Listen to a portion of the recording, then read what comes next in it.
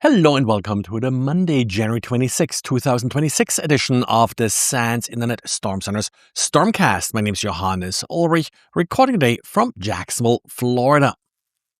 And this episode is brought to you by the SANS.edu Graduate Certificate Program in Cyber Defense Operations.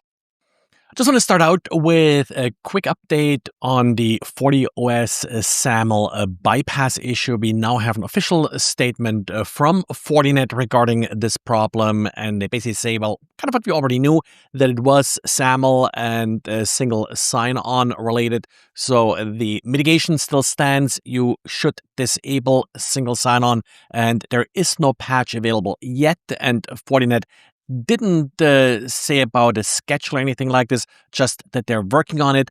One interesting sort of little tidbit from the Fortinet advisory is that this does not just affect the FortiCloud implementation of single sign-on, but essentially more or less any system that you're using that uses SAML to authenticate to FortiOS could potentially be bypassed. So it's basically how FortiOS implements SAML and how it verifies whether or not these SAML messages are correctly signed. This, of course, is an ongoing issue. Not just Fortinet has been struggling with implementing SAML correctly. There have been multiple issues. We have talked about this here in the podcast before, where it was possible to bypass SAML authentication by manipulating these digitally signed messages.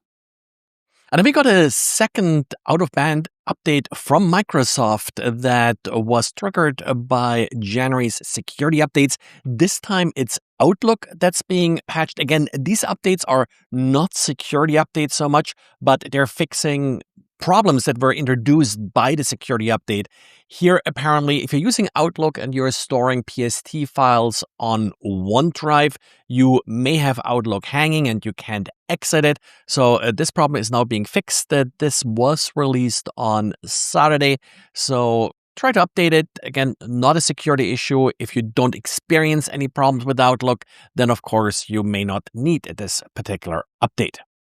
And Broadcom released updated advisory for vCenter. Originally, these vulnerabilities were patched in June, but turns out now they're actually being exploited.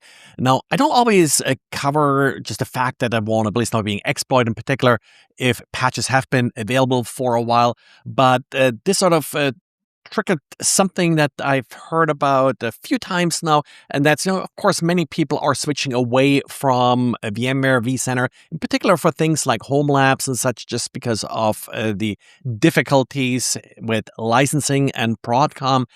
Please remember that many of the alternatives also have these fairly complex web admin interfaces and such that, in my opinion, are likely vulnerable. We may not have seen a lot of vulnerabilities being disclosed, but just the nature of the software when you have these complex web-based admin interface and such usually means that there are some vulnerabilities in these systems, in particular if an attacker gains some authorized access to them.